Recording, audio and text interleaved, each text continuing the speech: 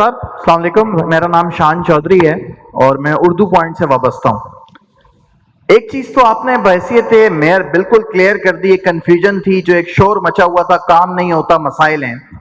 आपने आज एक बयानिया दे दिया है कि मैंने 2.5 साल पैसे जमा किए हैं और अब 1.5 साल खर्च करूंगा, तो ये कंफ्यूजन तो आज आपकी तरफ से दूर हो गई। लेकिन बदकिस्मती से हमारा कराची 2 तरह के इलाकों में बटा हुआ है, एक तरक्की याफ्ता इलाके, दूसरा गैर तरक्की याफ्ता इलाके। जितने भी मेगा प्रोजेक्ट्स या जितने भी अच्छे प्रोजेक्ट्स हैं, ये जितनी भी सफाई सुथराई है मखसूस इलाकों में हो रही है। आज भी Baldia town, Orangi town, site town, district Orangi के बहुत सारे इलाके, वो एक शेर था जिसमें कहते हैं कि इन आंखों ने कभी मील का पत्थर नहीं देखा। ऐसे इलाके मौजूद है जिन आंखों ने पाकिस्तान बनने के बाद से आज तक सड़क बनते हुए या रोड बनते हुए नहीं देखी। मैं आपसे आपको ना हुक्म सादिर फरमा रहा हूं, मैं सिर्फ एक गुजारिश करना चाहूंगा आपसे छोटी सी, आप बड़े भाई हैं, कि एक छोटी गाड़ी में, no Land Cruiser, no Mercedes, no V8, Alto या मीरा में या कल्टस में, आपने देखें आंखों देखा हाल और कानों सुना, दोनों चीजों में फर्क है। इन एरियाज का स्ट्रीट मूवमेंट के जरिए आप जो है वो विजिट करें। छोटी गाड़ी आपने रखी है ताकि जब आपको खड्डा लगे तो फील हो, महसूस हो। ये एक रिक्वेस्ट है आपसे, क्योंकि सवाल अब मेरा यहां पर यह है कि आपने इन जो बैकवर्ड एरियाज हैं इनको जब ठीक करने पे जाएंगे तो आपका जो अपना चेक एंड बैलेंस है वो कैसे आप रखेंगे? क्योंकि आपको कोई भी आके कह देगा ये हो गया, वो हो गया, ऐसा हो गया। आप ज्यादातर DHA में घूम रहे होते हैं, क्योंकि मैंने आपकी सारी मूवमेंट DHA क्लिफ्टन में देखी है। आपकी रिहाइश भी यही है, दफ्तर भी यही है, आपके दोस्त अहबाब भी यही है।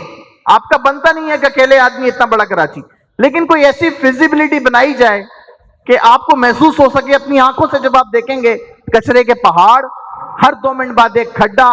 और आज यकीन जाने में बहैसियत मुसलमान कसम खा के कहता हूं कि एक एक गली में 15 मैनहोल के ढक्कन मैंने नहीं देखे सर। बहुत सारी चीजों की जिम्मेदारी टाउन की भी है। आप सारी चीजें अच्छी कर लेंगे, क्योंकि आप अगर उम्मीद अच्छी जाहिर कर रहे हैं, आपने क्लियर बोला है मैं पैसे जमा करने में लगा हुआ था, पैसे जमा कर लिए, अब खर्च करूंगा, लेकिन इसके चेक एंड बैलेंस सबसे बड़ी जीत ये होगी। थैंक यू शान भाई। शान भाई, आप कहाँ बहरिया में रहते हैं, तो आपको बल्दिया कैसे पता? मेरा आबाई घर जो है ना वो फिरदौस कॉलोनी का है। उसके बाद मैं गया अलीलाल सोसाइटी, फिर गया PCHS ब्लॉक 2, फिर आया DHA। तो जो बेनिफिट ऑफ डाउट आपको मिलता है कि आज आप बहरिया में रह रहे हैं, लेकिन चूंकि आपने सारी जिंदगी वहां गुजारी, आपको चीज़ों का पता है।